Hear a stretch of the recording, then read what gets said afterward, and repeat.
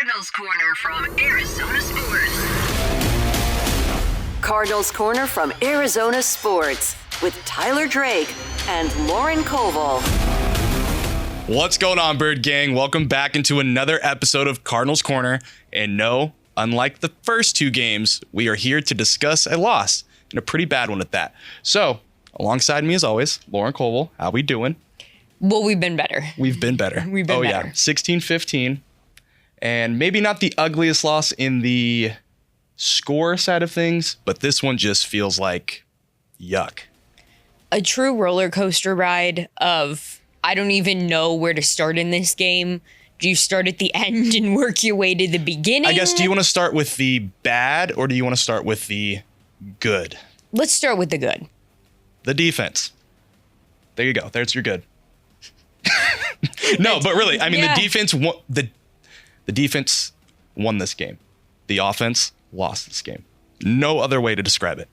There really isn't. And it's not so much, yes, we can get into the play calling, we can get in the offensive play calling. Jonathan Gannon also said he will never question that after post-game. So chew on that a little bit. And obviously, yeah, you don't want to throw your guys under the bus, but I think using never will might be a little, you got to look at something. And this wasn't just because of that. There were just uncharacteristic drops from Marvin, Mari DeMercado. Zay Jones probably could have had a catch there on third down. Just multiple things aren't going right for this offense. And we're not even to the worst part. The run game is still not there. And guess what? James Conner's not going to probably be on this team, or at least healthy, right? I mean, I don't want to speculate it. That was a really bad injury. That is one of those highlights where you don't look at the video. So if he comes back within a couple weeks, or he comes back and shocks the world Thursday, miracles happen. But that was rough. And just being carted off, seeing everybody, seeing how quickly they came out there to tend to him, I just don't see good things coming from it. No, and I like that this podcast opened with, let's start with the positives. Defense, period, and then just an absolute slide down into the negative. But since we're there, I mean, let's talk about James Conner. Let's talk about the injury a little bit, because watching it live, I wasn't necessarily paying incredibly close attention to James Conner on that play specifically. I'm just sort of looking at the bigger picture. He goes down. And then I did maybe the cardinal sin, which is I looked for it. Yes. I rewound. I went back. I looked specifically at him to see what was going on. And it's all of those injuries that in the NFL specifically worry you, which is you have your plant foot down and it's down in the grass, in the turf. And then you're hit and it doesn't move, but you move.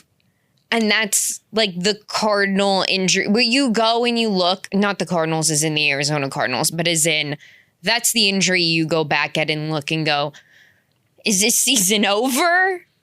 I don't know. I don't know. But I think a lot of people went there right away just because of everything that happened. The optics of it, not good.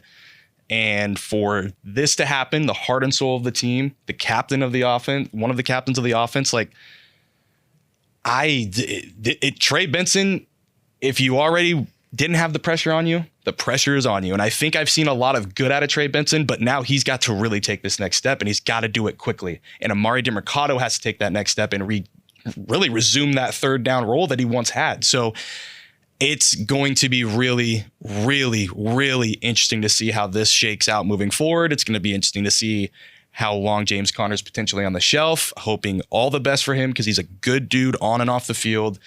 It's just, and I felt like at that moment you could see the wind kind of coming out of the sails because you already were not being consistent enough offensively to win this football game. Then you lose one of your main playmakers. Trey McBride finds the end zone week 3 compared to week 17 last year through the air. Great stuff there. Marvin, got to take another step. You cannot keep having these easy drops. That's the number one thing that I'm seeing. Like, we all wanted to talk about the target share last week. Catch the balls when they're coming your way. The ones that are catchable. Because there's still some that aren't. Like, that first target he had with 1:10 remaining in the first quarter, very late to get your playmaker involved. That right there is not as glaring as the drop that he had. And that's number 2 now in 2 weeks. And the drop that you're wide open. Absolutely wide open. You've done enough on that play to shake your defender, end up wide open. He's got a lot of running room behind him too. And it's coming right at you. Yeah. And you miss it. And those are the kind of things that make me again go, okay, you're supposed to be wide receiver 1. Because here's the thing. That gets caught. Amari DeMercado's pass gets caught. The Zay ball gets caught. We are talking about a completely different game. So that's the one thing I think the caveat of talking about the offensive play calling, which, yes, I do think needs a tweak. There were still ways this team wins this game given the sloppiness still from the offense, which is just baffling to say. And I think that just goes back to the defense. So I know we just skipped it over completely, but Josh Sweat is everything that was chopped up to be before he got here. He is doing everything. This guy is exactly what they needed to do. They hit a home run on that. Didn't have a sack in week 1, still paced the team in pressures, sacks in back-to-back games. The dude is on another level.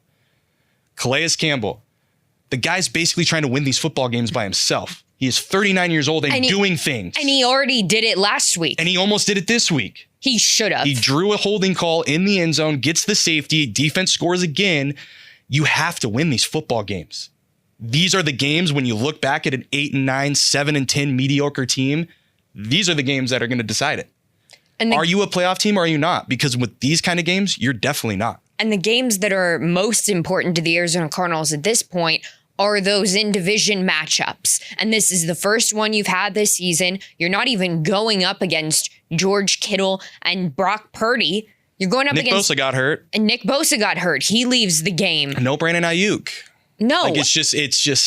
It's a who's who of subs for them. These football games. And it didn't matter. I mean, they flashed to Nick Bosa on the sidelines leaving the game, and he looks up at his family in the stands who are obviously yelling down, "How are you doing?" And he gives them a thumbs down back as he's leaving. And you're like, okay, he's not coming back into the game. He just told you. There you go, the offense. There you go, offense. Get to work.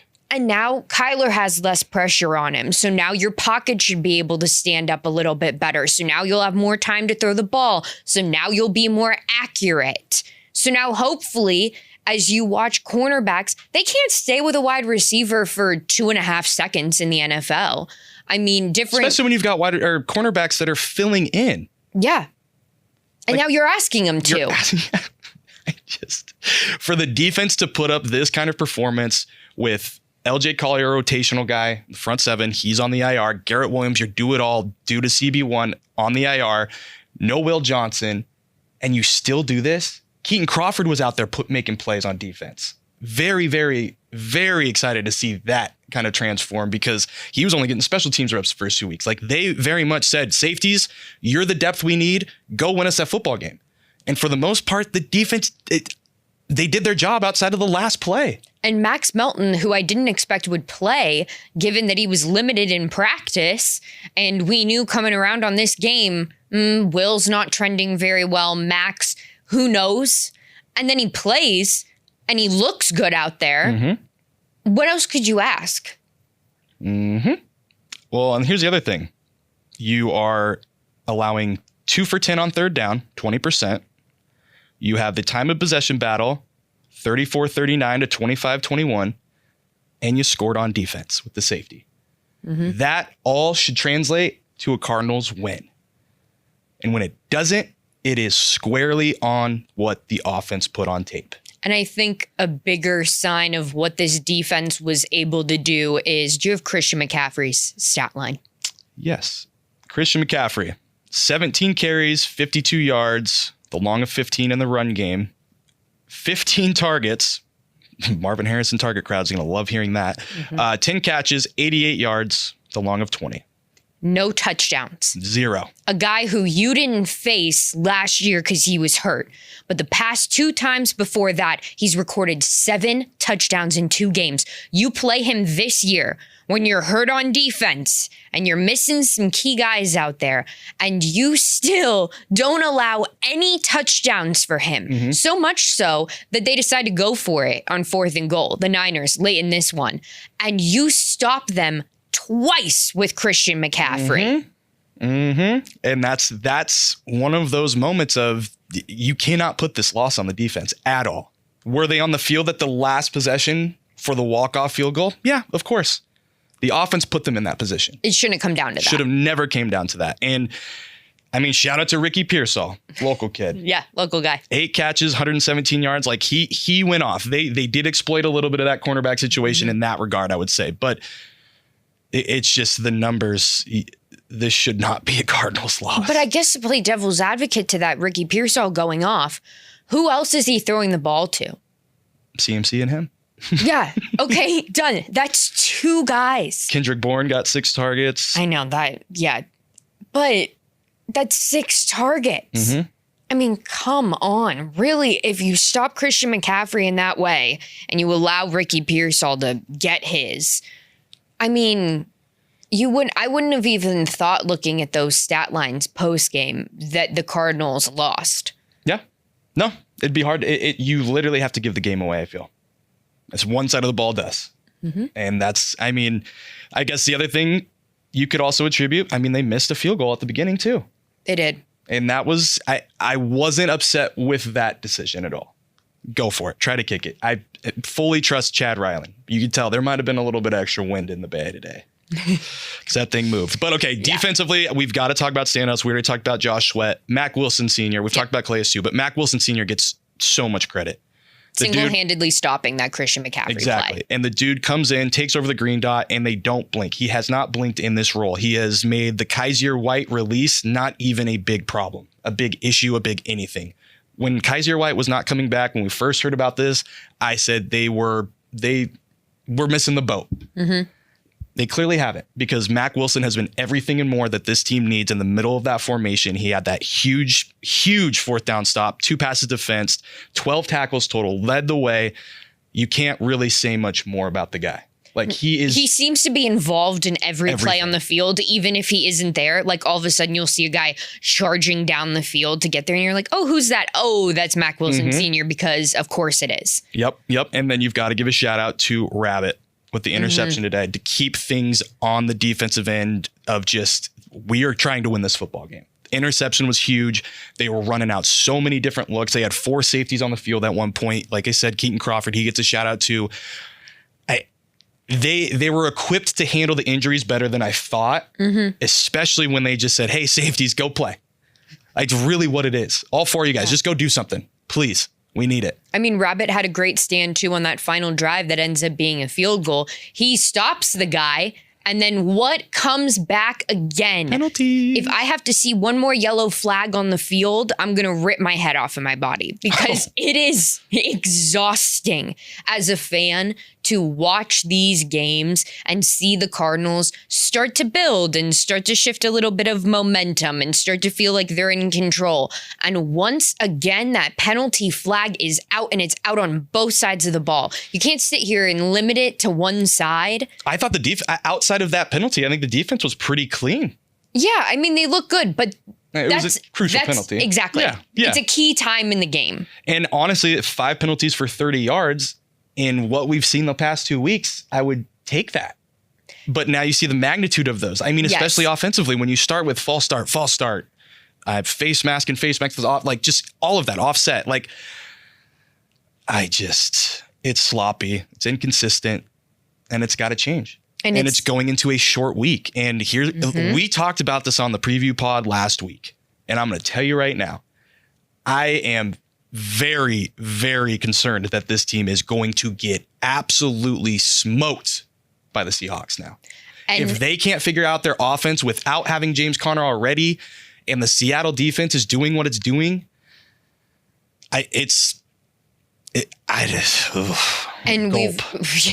we've made it through week 3 now. We're heading into a short week 4.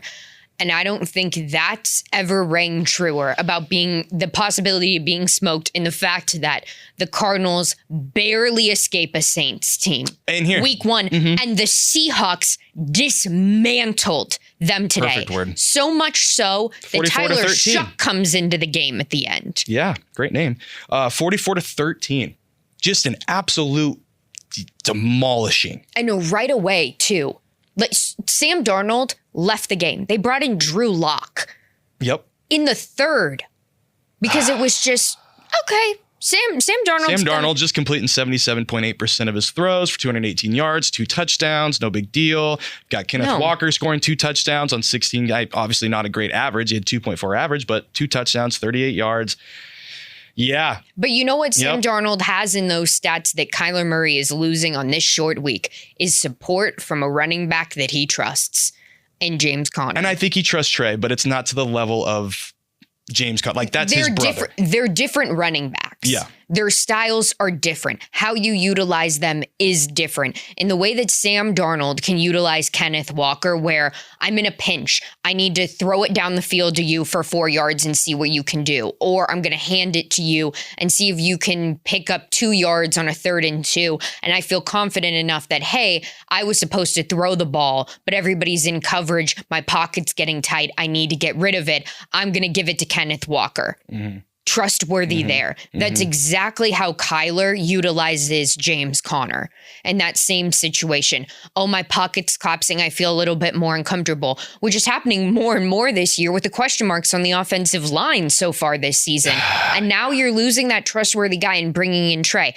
I like Trey as a back. I think Trey Benson will figure himself out in the NFL. I think this game he kind of already did. He had a really nice chunk run play in the game. Yep. Yeah, that looked great. And he looked like he has that quick speed that not necessarily James Conner even has, but like that breakneck, like, oh, I can shake a guy and keep going. And that's really good. And I'm really excited about that. But you need that bruiser to complement them, like you've seen the Lions do for so many years with Gibbs and Montgomery. And the Cardinals just lost that. And now you're on a short week and now you have to figure it out. And now you have no idea how long James Conner's out at all. But watching a veteran in the league like him get onto that cart and immediately hold his head in his hands and all his teammates come around. On both sides of the field. That's always alarming. Not good. Not good. And Trey Benson, I think he can get it done. He had 10 carries for 42 yards, 4.2 average, had that long. They've got to get creative, and they've really got to find that spark in the run game because it's not been there. It hasn't been there. Even when James Conner was on the field, it really has not been there this year. So this week's going to be interesting. Short week. Obviously, we've got to see what's going on with offensive lineman Paris Johnson Jr. He was an inactive today. That's another big part of this whole thing. Kelvin Beachum stepped in, and I thought he was rough to start out with the false start, or maybe 2 even. But after that, I thought he settled in a little bit better. But it's just, I mean, look at it. Like, for the offensive line where it's at, they only gave up 1 sack.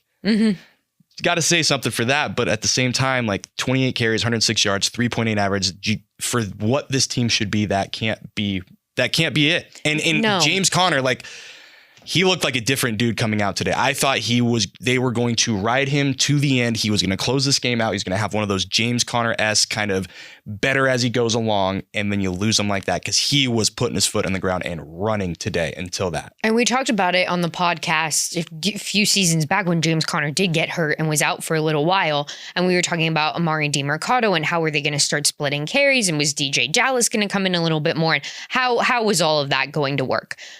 And none of that fell back on, the offensive line is collapsing in a way that we've seen them collapse so far this season. And that brings me back to, what did we talk about at that time? Kyler Murray likes to flee the pocket a little bit too early if he feels uncomfortable. He's not a guy who hangs around in the pocket and waits until he gets sacked, because he's so dynamic in the run game and he can shed defenders quickly. So he's a little bit quicker to run out of it and just see if he can make something happen.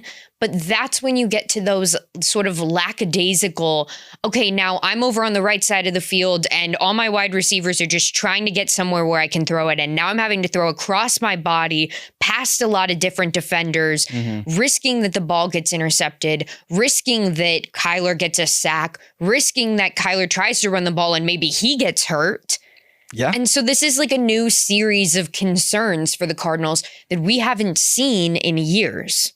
So when you look at the overall concerns for this offense, what is number one on your list? Oh, I mean, James Conner's injury is number one, and how will they make the run game more dynamic with just Trey Benson in the backfield and now having to bring Amari DiMercado, Michael Carter, maybe. Yeah, we've mainly seen Amari DiMercado in the punt return game so far this season. So now how are you going to bring some more dynamic offense to this team? How are you going to make Kyler feel more comfortable? How are you going to go back to that bread and butter of that run game without James Conner for who knows how long? I mean, that's a concern for me.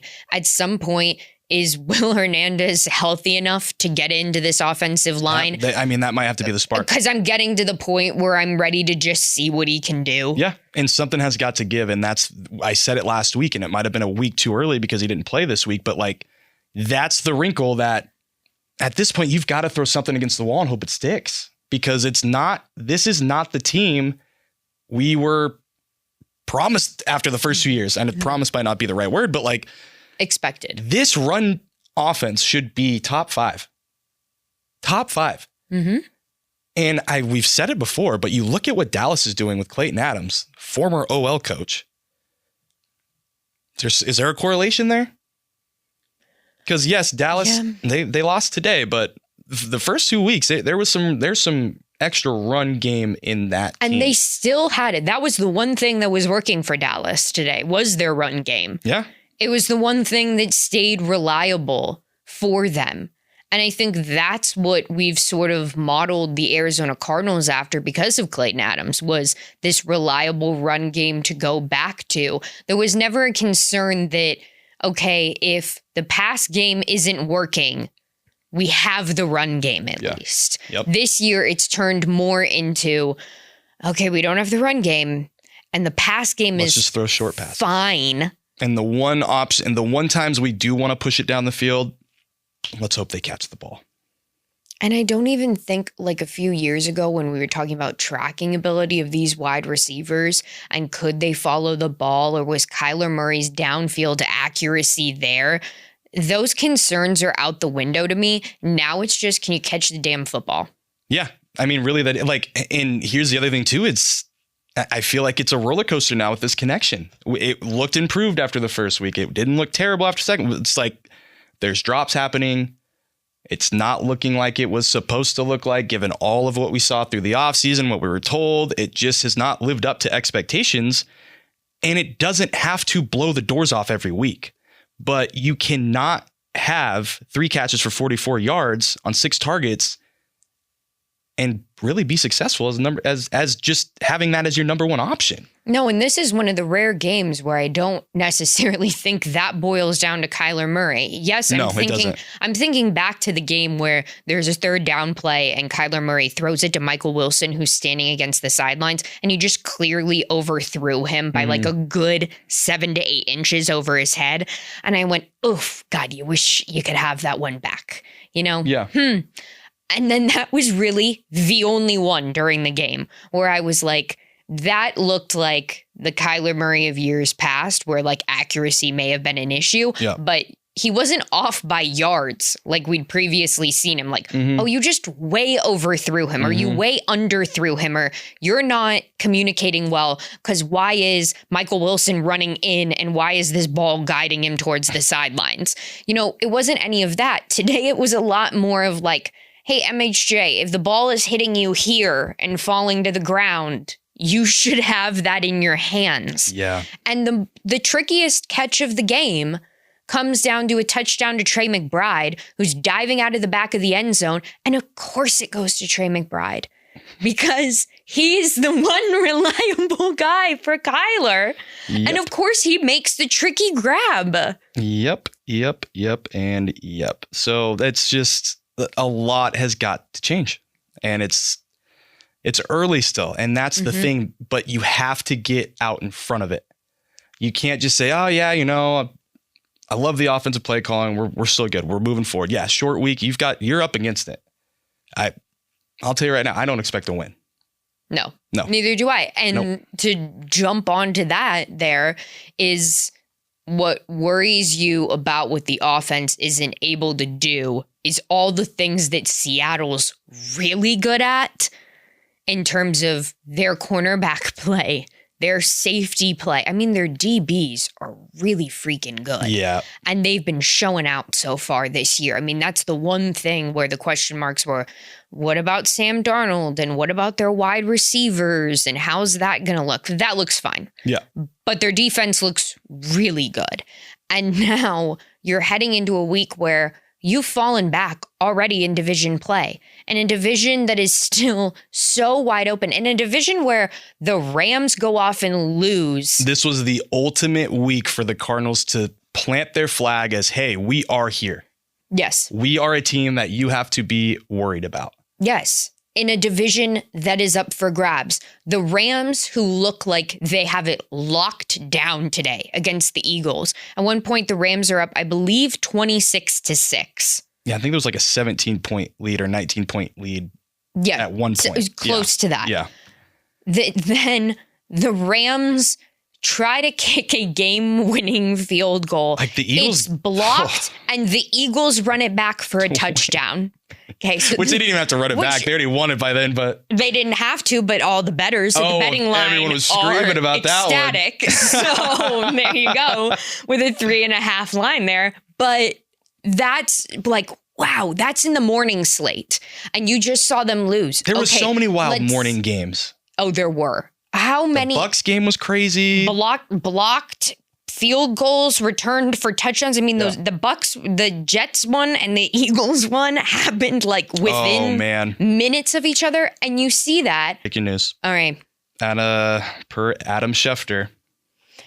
I don't want it. I'm already looking at your face and I don't want it. Cardinals running back James Conner did in fact suffer a season-ending injury to his right ankle that will require surgery. The injury is considered severe, even if the team does not know yet the full extent of the damage. So there's your... All right, let's dive into it. Add insult to injury.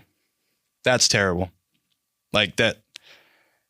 You are going to have to get creative now. No matter how you feel the offensive play calling is. This team has to get creative if they're going to make up for this. And now the post-game comment from Jonathan Gannon saying, I'm not going to question the offensive play calling.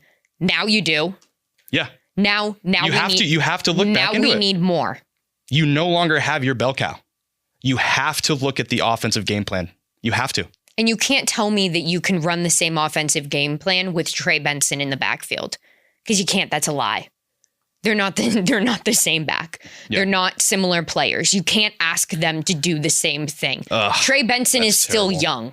And now your season feels like you just took an absolute gut punch. And now, okay, pivot. You've got to work harder now. Why?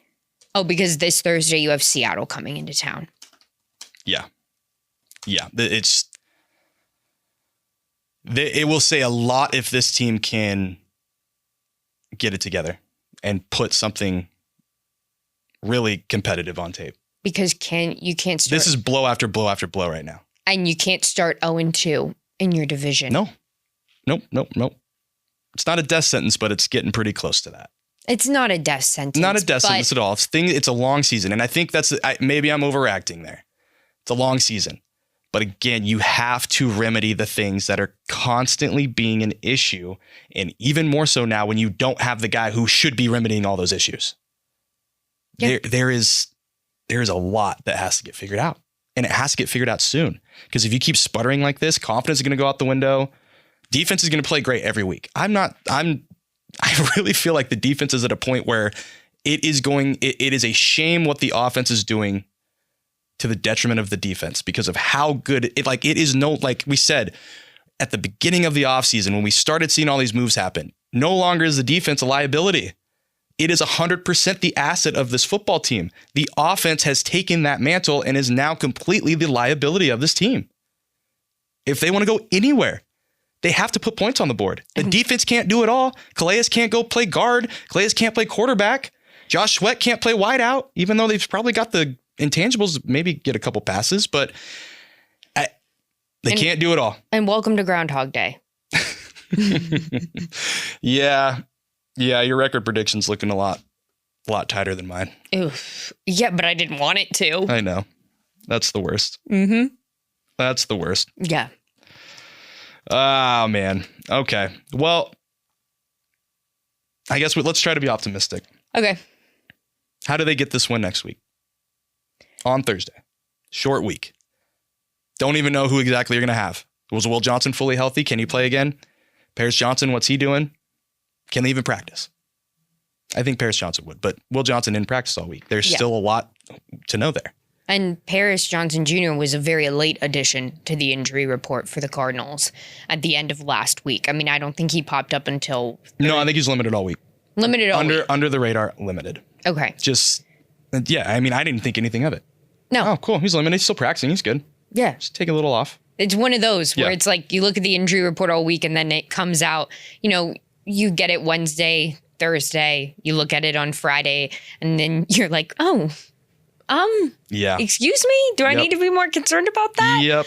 And because of that, that has everybody else more concerned about what are the Cardinals going to do. But to get this win, I mean, defense needs to play exactly how it played today. Yep. Maybe a little bit, maybe a little bit stronger there because it's not, but we can't. It's like, I think, they could have finished the game off, but you can't have everything for this defense. You cannot have this defense win every part. Like at some point, the offense has to close the game out, and they could have. Mm-hmm. That's the thing. They could have closed the game out. They had it in their hands. No, the defense will not win it every single time. It's just that's the nature of the beast. And you've got to stick with these pressures from Josh Sweat and Baron Browning. Because Sam Darnold will get uncomfortable. We saw him get uncomfortable here at State Farm in the playoffs.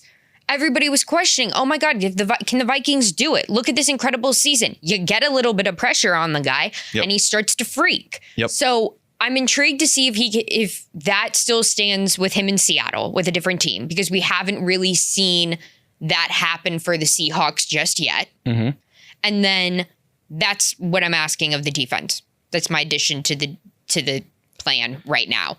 And then you're going up against some more athletic wide receivers, and these really like wide receiver ones against Seattle, or against the Niners, you were going up against Christian McCaffrey and Ricky Pearsall. And with Ricky Pearsall, you couldn't really shut him down. Okay, now go out there against Jackson Smith and Jigba and tell me what you can do. Yep. He looked great today. So it's another thing where are we putting two guys on him? Are we putting one on everybody and just seeing how that goes? Okay, but those are 1 and 2 there for the defense. For the offense, it just feels like catch the ball. Yeah. Make the easy plays. Make the easy plays. Don't complicate things for yourself. Exactly. And Drew Petzing, this is my only gripe. I know. Don't start the play behind the line of scrimmage. If I see another ball from Kyler Murray thrown a yard behind the line of scrimmage, the play starts 2 yards behind the line of scrimmage. Oh, it's a little dump off pass and the guy's already a yard behind the line of scrimmage. Let's move down the field. Let's go. Take some shots. I don't even need shots. I just need things that aren't starting right there. Yeah. Yeah. Because that is then when I feel like you get yourself into a situation where you're already in 2nd down and 12, 2nd down and 13. And I don't feel confident enough in this Cardinals offense and it makes yet it harder to run the ball. Be able to pick that up. Yep. Because then you're looking at 3rd and longs, which feels like the shining thing we talked about all last year. Oh God, we're stuck in a 3rd and long again. Yeah. No. Yeah, and I think that's a good point because 5 of 15 for 33% on 3rd downs, you've got to be more advantageous in those areas. And for me, I think it just goes to Trey McBride, Trey Benson. The Trey show needs to take off. They both have to go. It's Trey and Trey squared. They just got to get it done. It falls. I don't know what's going on. Like Marvin and Kyler, I think they've got to work through some more things. Mm-hmm. Trey McBride, we know what we're getting out of Trey. Mm-hmm. Trey Benson, I think, give him some more carries, boost that confidence even more. We could see some flashes early. They have got to set this tone because James Conner's not there to do it. You need somebody like Trey McBride running into some dude and yelling in his face to really get this team jolted. Trey Benson trucking some dude on his way to a 30-yard. Like, these are the moments that are going to help this team take that next step. Because if not, they're just going to spin their tires consistently, even if the defense is putting up just Great numbers. And I'm going to raise your Trey squared, and I'm going to give you Will squared. Because I want to see Will Johnson out on the field on Thursday, just absolutely making it happen for the Arizona Cardinals. And what other Will do I want to see? James Conner's out. I want Will Hernandez. Mijo things. If he is ready to go, put him out there. Because now what are we going to need? More time in the pocket for Kyler Murray. And we need that run game to move forward. Cram it vertical. And you know who can do it really well? Will Hernandez. He can help cram. So do it. I also would have taken a Johnson squared on a Will Johnson and a Paris Johnson Jr. Yeah, there's a couple ways. You could do like Elijah cubed. I guess not anymore because Elijah Simmons is not on the team, but Elijah squared. You could have taken Elijah Higgins. Yeah, and Elijah Jones. Yeah. There you go. Didn't really see a lot of Elijah Jones today.